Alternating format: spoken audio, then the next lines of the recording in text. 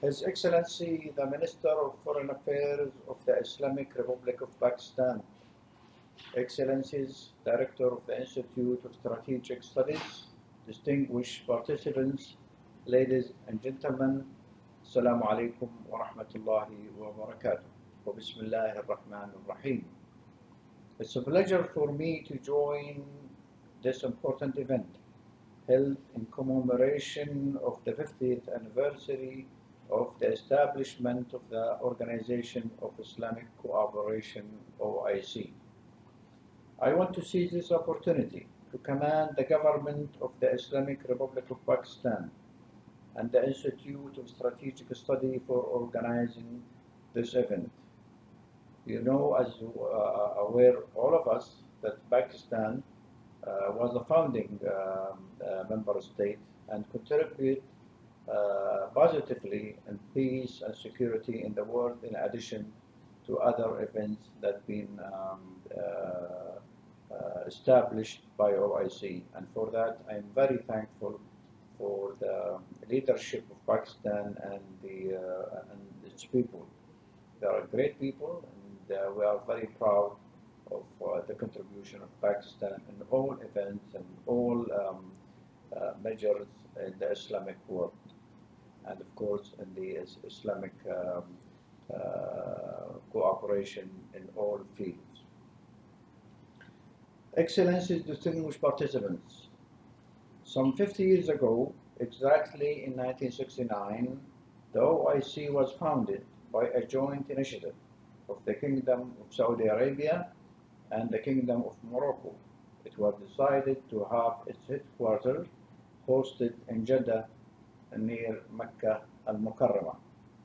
In the course of its 5 decades of existence, our organization has managed to gain respect as a symbol of solidarity and become a hub, a ray of hope for Muslims across the globe. Over the years, it has served a vivid ground for understanding and among the Islamic countries, despite the vast diversity of cultural across the 5 continents that spans OIC membership, which now has 57 states around the world, inhabited by 1,700,000,000 Muslims around the globe. Our organization is committed to serving the priority issues at the heart of member states. Political agenda includes the Palestine, Jammu and Kashmir dispute, the Nagorno-Karabakh conflict, the Rohingya humanitarian case in Myanmar, along with a number of other issues of paramount importance to us all. Regarding development in Yemen, Iraq, Libya, Syria, Afghanistan, or the Sahel region, the OIC has always stressed the importance of working out peaceful solutions through dialogue, understanding, and national reconciliation processes, and remains ready to support any effort to that end.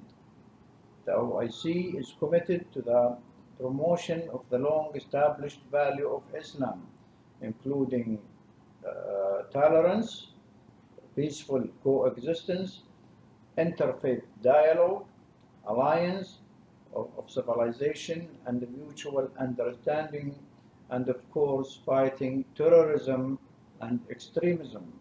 The OIC has taken many initiatives to combat the radicalism and intolerance, to fight against Islamophobia and defamation of religious and support efforts meant to foster counter-terrorism mechanisms.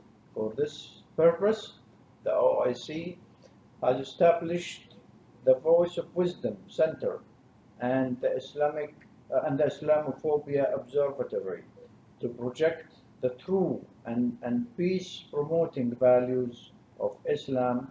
It also developed a scholarship program to raise hope among the youth, boys and girls around the Islamic world. Excellencies, ladies and gentlemen, in seeking to address the multiple challenges of the 21st century, the OIC has developed the first 10-year program of action up to 2015 and its successor action program covering the period between 2016 to 2025. The twin program reflect a shared vision of the OIC member states to ensure peace and security, women and youth empowerment, advancing children's rights, concerning the welfare and social security of the elderly and persons with special needs and disability, preserving the family values, security and cooperation, and the promotion of good governance and the rule of law, among others. Excellencies, we are meeting today against the background of the challenges of coronavirus, this pandemic that has gripped the world immediately following the outbreak of corona. The OIC held a virtual meeting of the Health Steering Committee at the level of ministers and executive committees meeting at the level of foreign ministers in April on the implication of coronavirus and the joint response to its impact. OIC institutions launched a set of initiatives as part of joint and humanitarian emergency responses, supporting member states in coping with the ongoing crisis. In fact, if we are to measure the level of solidarity that exists in the intergovernmental body, the pandemic has projected a commendable collective OIC action and response at this time of a crisis. OIC institutions also launched a set of initiatives within the framework of joint responses and the humanitarian emergency, supporting member states at the ongoing crisis. The Islamic Development Bank launched a strategic program worth $2,300,000,000 to support member states through establishing a center called the Response Center. Efforts and the Islamic